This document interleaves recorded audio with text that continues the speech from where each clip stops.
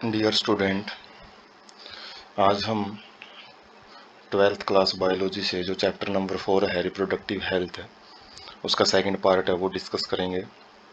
First part में हमने कुछ सोशल टॉपिक डिस्कस किए थे, कुछ सामाजिक दृष्टि से इम्पोर्टेंट जो चीज़ें वो डिस्कस की थी, थोड़ा बहुत उसमें साइंटिफिक पहलू भी था।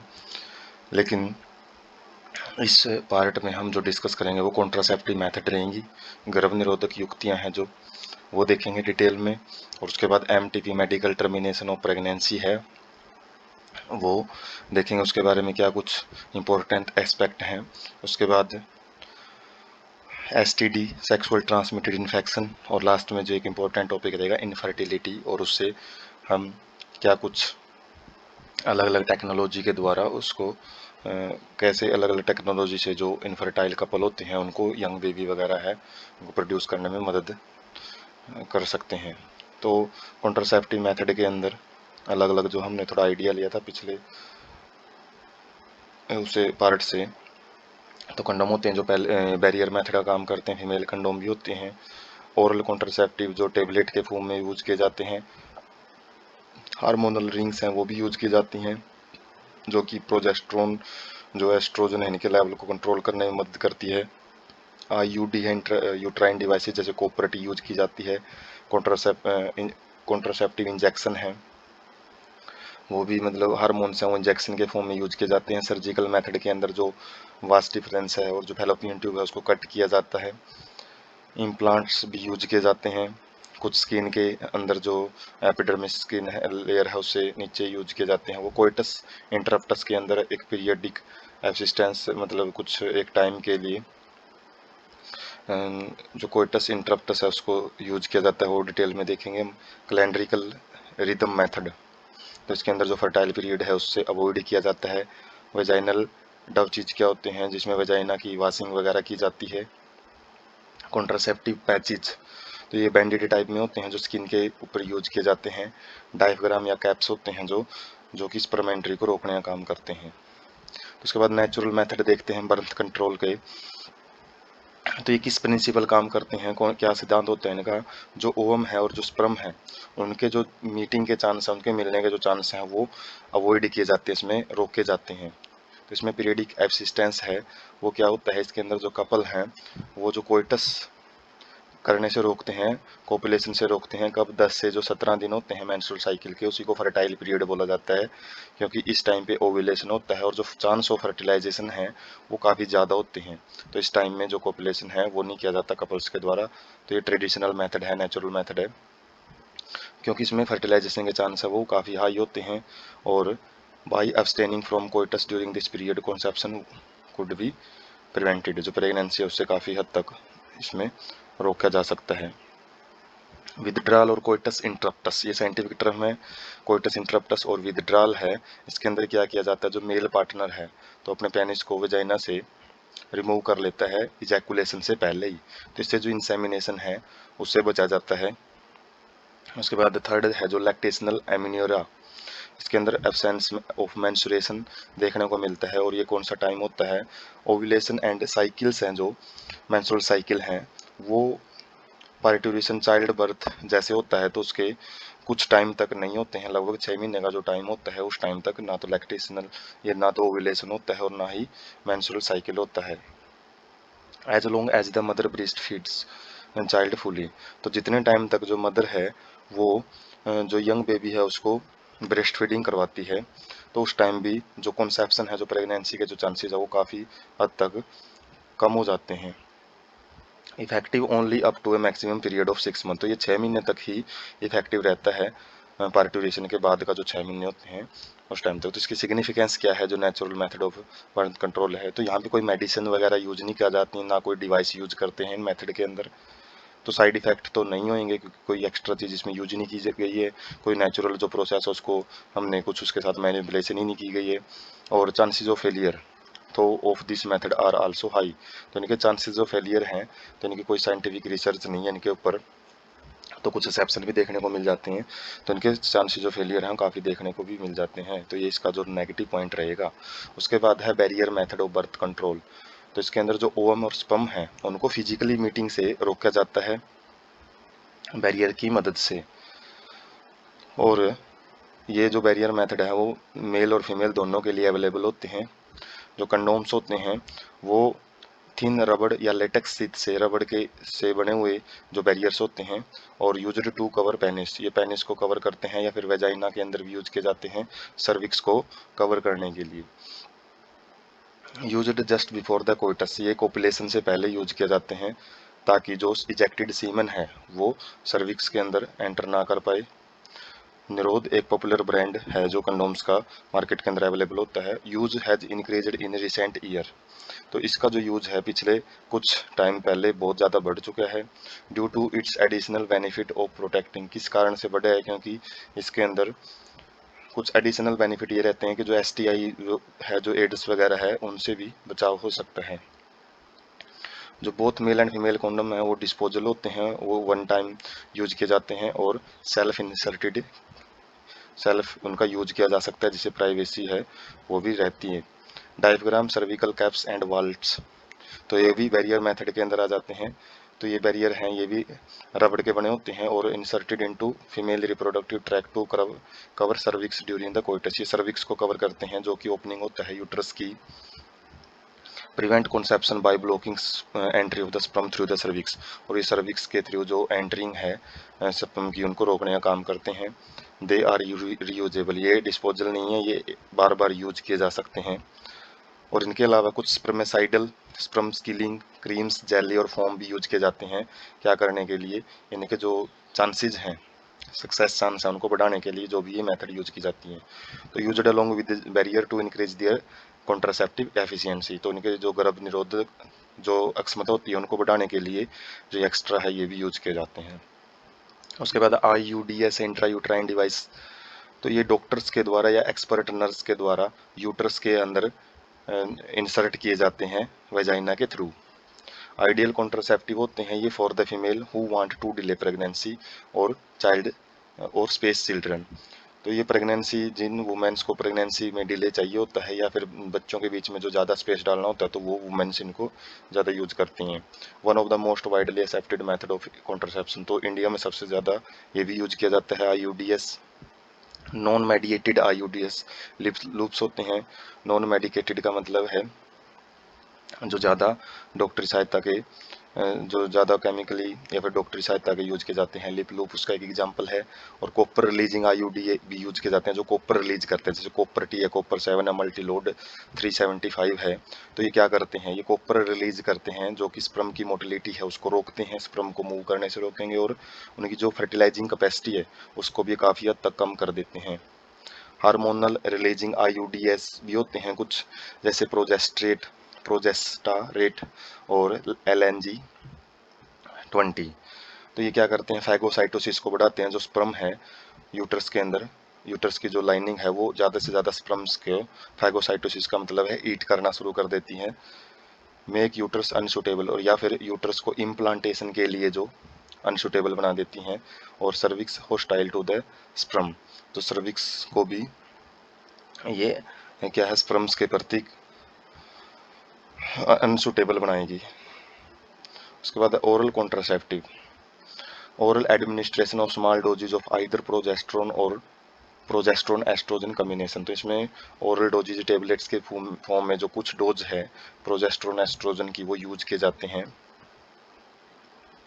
ये टेबलेट के रूप में यूज किए जाते हैं और इनको कॉमनली पिल्स बोला जाता है। पिल्स क्या चीज़ हैं, ये डेली यूज किए जाते हैं लगभग 21 डेज तक, starting preferably with in the first 5 days of the menstrual cycle, तो इनको पहले जो मेंस्ट्रुअल साइकिल के पहले 5 दिन हैं उनके अंदर इसको स्टार्ट किया जाता है। After gap of 7 days during which the menstruation occur, तो मेंस्ट्रुएशन अक्कर होता है जिस टाइम पे 3 से 5 डेज का जो टाइम होता है उस टाइम पे गैप डाला जाता है, उस टाइम पे यूज नहीं किया जाता ये, और उसके बाद फिर रिपीटेड पैटर्न में इनको यूज किया जाता है। इनहिबिट ओव्यूलेशन, का काम क्या होता है, ये ओव्यूलेशन नहीं होने देते हैं, और इम्प्लांटेशन उसको भी रोकते हैं। After quality of the cervical mucus to alter quality, जो सर्विकल म्यूकस होती है उसको भी ये चेंज कर देते हैं, उसकी क्वालिटी को चेंज कर देते हैं, जिससे कि जो स्पर्म एंट्री है उनको रोका जाता है, उनकी ग्रोथ वगैरह, उनकी जो मोटिलिटी है उनको वहाँ पे स्टॉप किया जाता है। Effective with laser side effect, तो यहाँ पे साइड इफेक्ट भी इनके बहुत कम देखने को मिलते हैं और काफ़ी जो फीमेल्स के द्वारा इनको यूज किया जाता है। सेली, जिसके बारे में हमने स्टार्टिंग में पढ़ा था, तो वो न्यू ओरल नॉन स्टीरोइडल, इसमें कोई स्टीरोइड यूज नहीं किए जाते हैं जो ज़्यादा साइड इफेक्ट दिखाते हैं, तो नॉन स्टीरोइडल कॉन्ट्रासेप्टिव है फीमेल्स के लिए। वंस ए वीक पिल है, ये हफ्ते में एक बार यूज की जाती है, बहुत कम साइड इफेक्ट देखने को मिलते हैं और इसके हाई कॉन्ट्रासेप्टिव वैल्यू है, तो बहुत ज़्यादा इसकी एफिशिएंसी है, जो गर्भनिरोधक एफिशिएंसी वो बहुत अच्छी खासी इसकी देखने को मिलती है। प्रोजेस्ट्रोन और प्रोजेस्ट्रोन एस्ट्रोजन कम्बिनेशन के रूप में जो कुछ फीमेल्स हैं उनके द्वारा भी इंजेक्शन के रूप में या फिर इम्प्लांट्स के रूप में अंडर द स्किन, स्किन के नीचे इनको लगवाया जाता है। Mode of action is similar, इनका भी मोड ऑफ एक्शन पिल्स जैसा ही होता है। एंड दियर इफेक्टिव पीरियड, तो इनका जो पीरियड है इफेक्टिव पीरियड वो काफ़ी टाइम तक रहता है। Found to be very effective as emergency contraceptive, तो ये इमरजेंसी कॉन्ट्रासेप्टिव के टाइम पे काफ़ी इफेक्टिव रोल प्ले करती हैं। Can be used to avoid possible pregnancy due to rape और कैजुअल अनप्रोटेक्टेड इंटरकोर्स, तो ये इन दो कंडीशन में बहुत ज़्यादा इंपॉर्टेंट रोल है वो प्ले करती है प्रेगनेंसी से अवॉइड करने के लिए। उसके बाद है सर्जिकल मेथड, जिनको स्टेरिलाइजेशन भी बोलते हैं। एडवाइज्ड फॉर मेल और female partner as a terminal method, ये बिल्कुल स्टॉपेज मेथड होती है जिसके अंदर आगे कोई भी प्रेगनेंसी नहीं होती हैं, जिसको जो चाइल्ड हैं उनके बाद बिल्कुल स्टॉपेज चाहिए होता है तो वो यूज करते हैं इसको। Blocks gamete transport and prevent conception, तो ये गैमेट ट्रांसफर को ब्लॉक करते हैं। कई बार पूछ लेता है कि गैमेटोजेनेसिस को रोकते हैं क्या? गैमेटोजेनेसिस को नहीं रोकते, गैमेट ट्रांसपोर्ट को रोकते हैं, ट्रांसपोर्ट नहीं होने देते, और जिससे कि जो प्रेगनेंसी वगैरह है, कॉन्सेप्शन है, उसको ये रोक देते हैं। तो वैसेक्टोमी है, जो वास्ट डिफरेंस है उसको कट करके टाई किया जाता है, और ये स्टेरिलाइजेशन जो प्रोसीजर है मेल के अंदर यूज किया जाता है। इसमें जो स्मॉल पार्ट है वास्ट डिफरेंस का वो रिमूव किया जाता है और साथ में उसको टाई, उसको बांध दिया जाता है। एक स्मॉल इंसिजन देखने को मिलता है स्क्रोटम के ऊपर। उसके बाद ट्यूबेक्टोमी के अंदर क्या किया जाता है, ये स्टेरिलाइजेशन प्रोसीजर फीमेल में यूज किया जाता है, फीमेल के अंदर यूज करेंगे इसको। और वैसेक्टोमी वैसे मिसप्रिंटेड है। A small part of the fallopian tube, इसमें रिमूव किया जाता है और उसको भी स्मॉल इंसिजन कहाँ पे देखने को मिलेगा? एब्डोमिन के अंदर, और थ्रू वेजाइना के थ्रू भी ये जो ऑपरेशन है वो किया जाता है। ड्रॉबैक्स क्या रहते हैं इनके? हाईली इफेक्टिव, इफेक्टिव तो बहुत ज़्यादा हैं लेकिन रिवर्सिबिलिटी बहुत पुअर होती है। एक बारी जो इनको यूज करने के बाद उसके बाद कॉन्सेप्शन है, जो प्रेगनेंसी है, वो नहीं हो सकती इन केसेज में। उसके बाद सर्जिकल मेथड, जो स्टेरिलाइजेशन और डायग्राम से हम समझ सकते हैं, जो मेल के अंदर है जो वैसेक्टोमी, उसमें वास्ट डिफरेंस है, उसको कट करके टाई किया गया है, वास्ट डिफरेंस को, दोनों वास्ट डिफरेंस। और यहाँ पे भी दोनों जो ट्यूबेक्टोमी है, वैसे ये जो फैलोपियन ट्यूब है उनको टाई किया जाता है कट करके, ये ट्यूबेक्टोमी में आ जाता है। तो कई बार इनके स्पेशल डायग्राम पूछ सकते हैं, तो उसमें आपको थोड़ा सा ये जो पोर्शन है वो जरूर शो करना पड़ता है। वैसे तो फीमेल रिप्रोडक्टिव सिस्टम और मेल रिप्रोडक्टिव सिस्टम में जो डायग्राम बनाते हैं वही है लगभग। तो precaution during the use of contraceptive, contraceptive के यूज करते टाइम कुछ जो प्रिकॉशन सावधानियां हैं वो यूज करनी पड़ती हैं। तो इनको हमेशा consultation with qualified medicinal professionals, उनके साथ विचार विमर्श करके इनको यूज किया जाना चाहिए। डॉक्टरी सहायता, डॉक्टरी जो विचार विमर्श है वो बड़ा यूज किया जाना चाहिए। नॉट रेगुलर रिक्वायरमेंट, तो इनको रेगुलरली यूज नहीं करना चाहिए for maintenance of reproductive health, तो रिप्रोडक्टिव हेल्थ के लिए इनको रेगुलर रिक्वायरमेंट नहीं होती इनकी। Practised against a natural reproductive event I conception and pregnancy, तो इनको यूज किया जा सकता है practised against a natural reproductive event, जो नेचुरल इवेंट होते हैं शरीर में, प्रेगनेंसी वगैरह है, उसके प्रति इनको यूज किया जा सकता है। One is forced to use this method either to prevent, तो किसी को इनको यूज करने के लिए फोर्स किया जाता है, उसके कारण अलग अलग हो सकते हैं कि प्रेगनेंसी को रोकना हो या फिर जो स्पेस है, प्रेगनेंसी स्पेस है उसकी वजह से, और कुछ पर्सनल रीजन भी इनके हो सकते हैं। पॉसिबल इल इफेक्ट, तो इनके काफ़ी कुछ इल इफेक्ट हैं वो भी देखने को मिल जाते हैं। साइड इफेक्ट जिसको बोलते हैं, नोजिया वगैरह है, और एब्डोमिनल पेन है, ब्रेक थ्रू ब्लीडिंग है, इरेगुलर मेंस्ट्रुअल ब्लीडिंग है, और इवन ब्रेस्ट कैंसर है, वो भी यहाँ पे इनके कुछ साइड इफ़ेक्ट हैं वो देखने को मिल सकते हैं, क्योंकि ये नेचुरल प्रोसेस को स्टॉप करने का काम करते हैं, उनसे मैनिपुलेशन करने का काम करते हैं। उसके बाद है MTP, medical termination of pregnancy, जिसको हम इंड्यूस्ड एबॉर्शन बोलते हैं। यदि अपने आप जो ग्रोइंग फिटस है उसकी डेथ अपने आप हो जाती है तो उसको सिंपल एबॉर्शन बोला जाता है।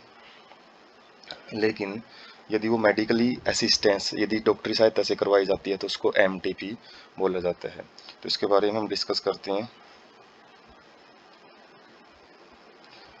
इंटेंशनल और वॉलेंट्री टर्मिनेशन ऑफ, इंटेंशनल का मतलब कुछ एक मकसद से की जाने वाली और ऐच्छिक रूप से किया जाने वाला जो प्रेगनेंसी को रोकना, टर्मिनेशन का रोकना बिफोर फुल टर्म, मतलब फुली ग्रोथ फीटस से पहले उसको रोकना ही क्या कहलाता है, MTP बोलते हैं।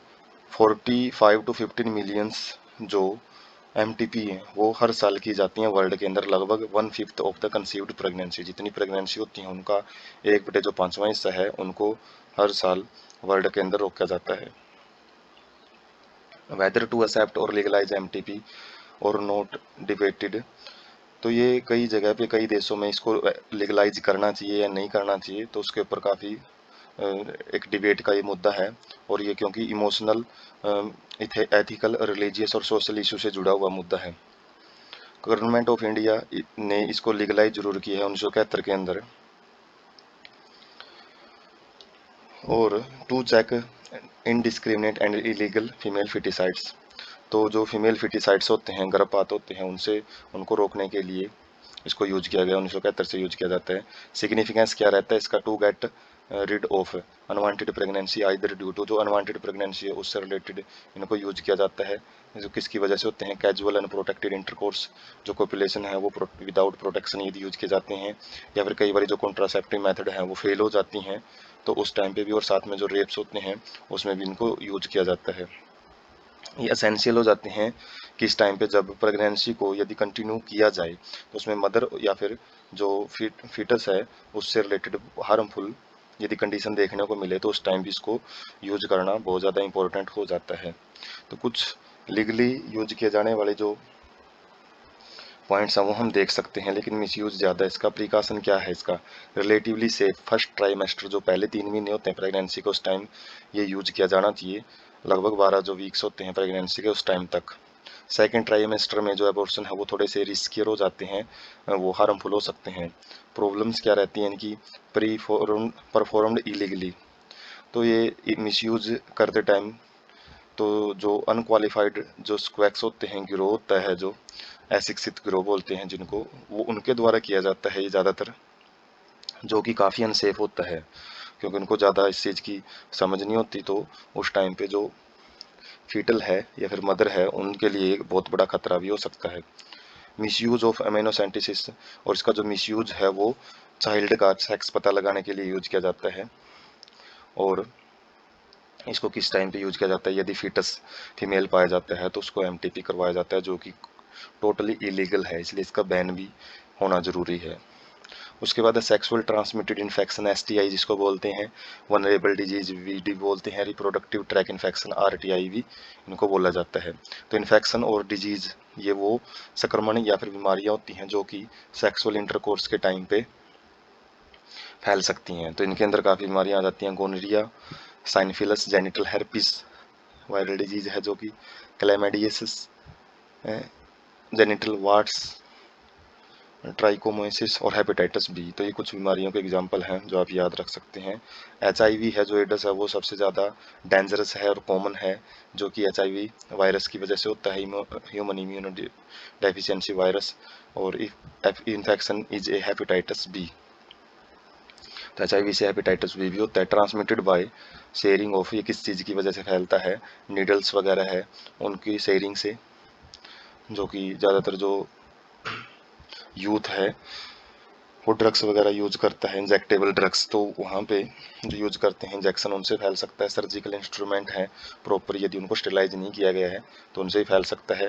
इन्फेक्टेड पर्सनस से ज़्यादा फैलते हैं। ट्रांसफ्यूजन ऑफ ब्लड, यदि एक इन्फेक्टेड पर्सन का ब्लड है वो हेल्थी पर्सन में यूज किया जाता है तो वो भी फैला सकता है बीमारियों को। और from an infected mother to the, मतलब एक इन्फेक्टेड मदर से फीटस के अंदर भी ये फैल सकता है। जो ब्लड जो एक उनके बीच में जो प्लाज्मा मेम्ब्रेन के थ्रू जिस टाइम पे ब्लड के बीच में जो ट्रांसफ़र होता है मटेरियल का, उसके ज़रिए भी जो वायरस है वो जा सकते हैं फीटस के अंदर। वनरेबिलिटी मतलब कि इसमें ज़्यादा संभावना होती है। तो जो all person vulnerable to these infection, सारे जो पर्सन, हर एज का जो पर्सन है वो ज़्यादा इफेक्टेड होता है इनसे। लेकिन ज़्यादा जो कॉमन है एज वो 15 से 24 साल की जो उम्र है, जिस एज में हम बिलोंग करते हैं, तो उसमें भी ये ज़्यादा फैलने के चांस होते हैं। तो यहाँ से हम थोड़ी बहुत ही अवेयरनेस है वो ले सकते हैं। उसके बाद सिम्टम्स और ट्रीटमेंट क्या रहते हैं इनके। सिम्टम में अर्ली सिम्टम बहुत माइनर, बहुत कम देखने को मिलते हैं। थोड़ा बहुत जो ईचिंग है, खुजली वगैरह है, फ्लूइड डिस्चार्ज है, स्लाइट पेन है, थोड़ा बहुत दर्द रहता है, स्वेलिंग्स, सूजन वगैरह आ जाती है जेनिटल रीजन के अंदर। इन्फेक्टेड फीमेल्स में कुछ सिम्टोमेटिक हो सकती है, उनमें सिम्टम्स नहीं भी देखने को मिल सकते हैं और काफ़ी टाइम तक, जिसकी वजह से ये काफ़ी टाइम तक अनडिटेक्टेबल रहती है। ज़्यादा लंबे टाइम तक उसको जांचा नहीं जाता, क्योंकि सिम्टम्स की वजह से हम डिटेक्शन करवाते हैं, सिम्टम्स यहाँ पे देखने को नहीं मिलते। अब्सेंस और लेस सिग्निफिकेंट सिम्टम्स होते हैं, जो बहुत कम सिम्टम्स होते हैं, वो अर्ली स्टेज में बहुत कम देखने को मिलते हैं, जिसकी वजह से बाद की स्टेज है जो कॉम्प्लिकेशंस आ जाती हैं, जटिलताएं आ जाती हैं, जिसमें इनको ठीक करना मुश्किल हो जाता है। Which include pelvic inflammatory disease, जिससे जो कॉम्प्लिकेशन है जैसे PID है। पेल्विक इन्फ्लेमेटरी का मतलब है पेल्विक रीजन में इन्फ्लेमेशन वगैरह है वो हो जाती हैं। एबॉर्शन भी हो सकता है। स्टील बर्थ का मतलब है जैसे ही बर्थ होता है यंग बेबी का, वो डेथ हो सकती है। एक्टोपिक प्रेगनेंसी का मतलब है जो प्रेगनेंसी फुल टर्म से पहले ही जो इम्प्लांटेशन, जो फर्टिलाइज्ड ओवम वगैरह है वो ठीक ढंग से इम्प्लीमेंट नहीं हो पाता, इम्प्लांटेशन नहीं हो पाती है। इनफर्टिलिटी का मतलब बांझपन। और ईवर कैंसर, रिप्रोडक्टिव ट्रैक के अंदर जो प्रोस्टेट ग्लैंड्स हैं या फिर जो सर्विकल कैंसर हैं, तो अलग अलग टाइप की जो कैंसर हैं वो भी देखने को मिल सकती हैं। ट्रीटमेंट क्या रहता है। Except for the hepatitis B, genital herpes and HIV infection, इन बीमारियों के अलावा जो बाकी सारी डिजीज हैं वो क्यूरेबल हैं, उनका इलाज किया जा सकता है। क्योंकि ये ऊपर जो बीमारियां हमने देखी हैं ये वायरल डिजीज हैं, वायरल डिजीज का बहुत कम इलाज देखने को मिलता है। लेकिन इसके अलावा जो बाकी बीमारियां उनको यदि समय रहते सही ढंग से पहचाना जाए तो उनको ट्रीट भी किया जा सकता है। There is no reason to panic because prevention is possible, तो डरने की कोई ज़रूरत नहीं है क्योंकि इनके जो इलाज हैं वो भी संभव हैं। प्रिंसिपल टू अवॉइड STIs, तो जो तरीके हैं वो कौन से यूज किए जा सकते हैं इन बीमारियों से बचने के लिए। Avoid sex with unknown partners और मल्टीपल पार्टनर्स, उनसे जो पार्टनर वगैरह जिनको हम नहीं जानते हैं तो उनसे सेक्स करते टाइम अवॉइड रहना चाहिए उनसे। Always try to use condoms during coitus, तो कोइटस के टाइम पे जो कंडोम्स बैरियर मेथड है वो यूज की जानी चाहिए। इन केस ऑफ डाउट, यदि डाउट होता है तो क्वालिफाइड डॉक्टर के पास जाके इनका डिटेक्शन वगैरह वो करवाना चाहिए। Avoid get complete treatment if diagnosed with infection, तो इनका जो ट्रीटमेंट है, जो इनका ट्रीटमेंट कोर्स है वो चला देना चाहिए जैसे ही इनका पता लगे कि इन्फेक्शन है। उसके बाद इनफर्टिलिटी, जो कि जो लास्ट टॉपिक रहेगा हमारा, और इसमें जो a large number of couples हैं जो पूरे वर्ल्ड के अंदर और इंडिया के अंदर भी इनफर्टाइल हैं, जो कि जो चाइल्ड वगैरह है वो प्रोड्यूस नहीं कर पाते हैं। They are unable to produce children, वो चिल्ड्रन प्रोड्यूस नहीं कर पाते हैं, किसकी, इन स्पाइट ऑफ, के बावजूद, किसके बावजूद, अनप्रोटेक्टिव सेक्सुअल को हैबिटेशंस, जो कोपुलेशन वगैरह है यदि वो अनप्रोटेक्टेड भी यूज करते हैं तो भी, मतलब उनके अंदर कुछ नेचुरल जो प्रॉब्लम्स है वो देखने को मिलती हैं। रीजंस कई हो सकते हैं, फिजिकल भी हो सकते हैं, शारीरिक कॉन्जेनिटल का मतलब हो सकते हैं जो जन्मजात हों, डिजीज भी हो सकती है उनके, कुछ ड्रग्स वगैरह दवाइयाँ वगैरह की वजह से भी हो सकते हैं, या फिर इम्यूनोलॉजिकल का मतलब है शारीरिक जो इम्यून सिस्टम है वो भी यहाँ पे प्रॉब्लम क्रिएट कर सकता है, और साइकोलॉजिकल मनोवैज्ञानिक कारण भी वहाँ पे हो सकते हैं।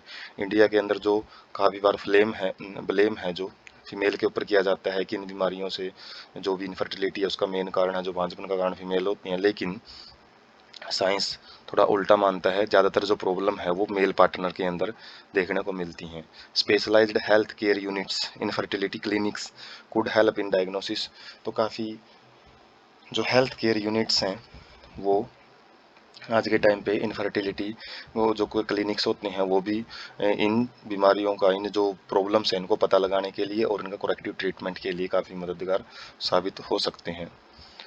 तो इनसे यूज करने के लिए जो इनफर्टिलिटी है उससे बचाव के लिए कुछ टेक्निक हैं वो यूज की जाती हैं, जो कि ART के अंदर आ जाती हैं, असिस्टेड रिप्रोडक्टिव टेक्नोलॉजी। ART इसके शॉर्ट फॉर्म रहती है। इसके अंदर काफ़ी इन विट्रो फर्टिलाइजेशन, तो लैब के अंदर जो फर्टिलाइजेशन किया जाता है, टेस्ट ट्यूब बेबी जिसको हम बोलते हैं IVF, इम्ब्रियो ट्रांसफ़र होता है। जैसे ही इम्ब्रियो स्टेज तक पहुंच जाता है तो उसको यूट्रस के अंदर ट्रांसफ़र किया जाता है। जाइगोट इंट्राफेलोपियन ट्रांसफ़र, तो फेलोपियन ट्यूब के अंदर इसमें जाइगोट को ट्रांसफ़र किया जाता है। अलग अलग टेक्निक है। इसमें गैमेट को ट्रांसफ़र किया जाता है, ये गिफ्ट है। इंट्रा यूट्राइन ट्रांसफ़र IUT, इसके अंदर यूट्रस के अंदर है वो ट्रांसफ़र किया जाएगा जो भी मटेरियल है, एम्ब्रियो वगैरह है। इंट्रासाइटोप्लाज्मिक स्पर्म इंजेक्शन, जो ओवम का जो स्पर्म है उनके अंदर, ओवम का जो साइटोप्लाज्म उनके अंदर स्पर्म को इंट्रोड्यूस किया जाता है। आर्टिफिशियल इंसेमिनेशन में जो स्पर्म है उनको आर्टिफिशियली वेजाइनल ट्रैक या यूट्रस के अंदर ट्रांसफ़र किया जाता है। इंट्रा यूट्राइन इंसेमिनेशन, तो यूट्रस के अंदर भी इंसेमिनेशन है वो किया जाता है। ये एब्रीवेशंस भी हैं और ये असिस्टेड रिप्रोडक्टिव टेक्नोलॉजी के अंदर अलग अलग जो मेथड हैं वो यूज की जाती हैं। तो देख सकते हैं सबसे पहले IVF, तो फर्टिलाइजेशन है इसमें आउटसाइड द बॉडी, लैब के अंदर की जाती है फर्टिलाइजेशन, जो फ्यूजन है, और बाद में जो इम्ब्रियो है उसको ट्रांसफर किया जाता है, पॉपुलरली नोन एज, और इसी को टेस्ट ट्यूब बेबी प्रोग्राम भी बोलते हैं। प्रोसीजर क्या रहता है इसका, जो ओवा है वो वाइफ से या डोनर से, फीमेल से वो लिया जाता है, और स्पर्म है वो हस्बैंड या डोनर से लेंगे, उनको कलेक्ट किया जाता है और induced to form zygote under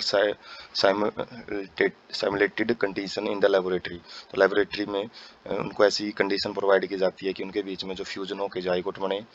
zygote और अर्ली इम्ब्रियो लगभग 8 सेल जो स्टेज तक, ब्लास्टोमर तक, ये फिर जाइगोट को भी फिर ट्रांसफर किया जाता है या तो फैलोपियन ट्यूब के अंदर, यदि 8 सेल स्टेज से पहले है तो जाइगोट को फैलोपियन ट्यूब में ट्रांसफर करते हैं हम, जिसको जिप्ट बोला जाता है, zygote intra fallopian transfer.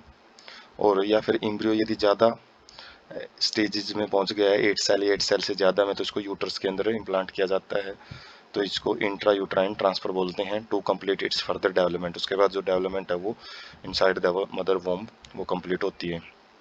Embryos formed by in vivo fertilisation with in the female, तो जो आगे की जो एम्ब्रियोज हैं वो इन विवो का मतलब इनसाइड द बॉडी वो देखने को मिलती है फीमेल के अंदर, और used for such transfer to assist those female who can't conceive, तो उनमें ज़्यादा यूज किया जाता है जो कि प्रेगनेंसी के लिए, जहाँ पे सुटेबल कंडीशन वगैरह वो नहीं होती, ओवम वगैरह वो प्रोड्यूस नहीं कर पाती। उसके बाद हैं कुछ technique, gift, ISI, AI and IUI। तो गिफ्ट क्या है, गैमेट इंट्रा फैलोपियन ट्रांसफर, इसके अंदर गैमेट्स हैं जो transfer of ovum collected from donor, donor से एक ओवम वो कलेक्ट किया जाता है और उसको फैलोपियन ट्यूब है दूसरी फीमेल के अंदर वो ट्रांसफ़र किया जाता है, क्योंकि जो फीमेल है जिसके अंदर ट्रांसफ़र किया गया है उसके अंदर कुछ जो ओवम है वो प्रोडक्शन नहीं होती है, कैन नॉट प्रोड्यूस वन, वही है कि जो वो प्रोड्यूस नहीं कर पाती but can provide suitable environment, लेकिन जो आगे फर्टिलाइजेशन और फर्दर डेवलपमेंट के लिए जो एनवायरनमेंट है वो हेल्थी प्रोवाइड कर सकती है, तो उनमें टेक्निक यूज की जाती है। इंट्रासाइटोप्लाज्मिक स्पर्म इंजेक्शन, तो इस टेक्निक में क्या किया जाता है, to form an embryo in lab, lab के अंदर एम्ब्रियो बनाया जाता है, in which sperm is directly injected into ovum, जिसको स्पर्म को हम डायरेक्ट ओवम के अंदर है इंजेक्ट करते हैं। Infertility cases in male partner corrected by, male partner के अंदर जो भी इनफर्टिलिटी है उनको किस तरीके से ठीक किया जाता है, artificial insemination, insemination AI technique होती है। इसके अंदर जो सीमन है वो हस्बैंड से या फिर किसी डोनर से वो कलेक्ट करेंगे और उसको आर्टिफिशियली वेजाइना के अंदर इंट्रोड्यूस किया जाता है। और IUI या फिर यूट्रस के अंदर भी इसको हम ट्रांसफ़र करते हैं, जिससे इसका नाम हो जाता है intra uterine insemination of the female के यूट्रस में ट्रांसफ़र किया जाता है। उसके बाद कंक्लूजन क्या रहता है, all of these techniques require extremely high precision handling, तो इसमें बहुत ज़्यादा देख रेख की ज़रूरत पड़ती है, काफ़ी प्रोफेशनलाइज स्पेशलाइज्ड डॉक्टर की ज़रूरत पड़ती है, एक्सपेंसिव इंस्ट्रूमेंट्स, जिसमें महंगे महंगे इंस्ट्रूमेंट की ज़रूरत पड़ेगी, जिसकी वजह से बहुत महंगी हो जाती है। Presently available only in very few centres in country, India के कुछ ही सेंटर में ये अवेलेबल है। बेनिफिट्स, केवल लिमिटेड लोग ही इसको अवेलेबल कर सकते हैं क्योंकि महंगे बहुत ज़्यादा होते हैं, और इससे रिलेटेड कुछ इमोशनल, रिलीजियस, सोशल फैक्टर भी जुड़े होते हैं जो कि इनको ठीक ढंग से यूज करने में प्रॉब्लम क्रिएट करते हैं।